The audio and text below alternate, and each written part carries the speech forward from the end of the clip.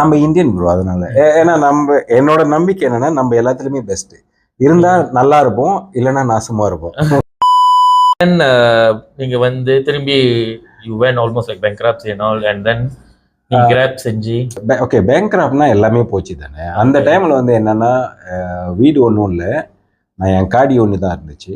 மாசம் மாசம் காடி காசு கட்டணும். அந்த டைம்ல அந்த காடியில தான் தூங்கிட்டு ரோட்டோரம் இருந்துகிட்டு அப்படியே குளிச்சுக்கிட்டு, இங்க இல்லை இங்கதான் மசிஜாமி இருக்குல்ல, மசிஜாமி பக்கத்துல அந்த ஒரு காலேஜ் இருக்குமே, ஓகே அந்த அந்த ஏரியா தான். ஏன்னா அங்கதான் பார்க்கிங் ஃப்ரீயா பண்ணலாம் நைட்டு.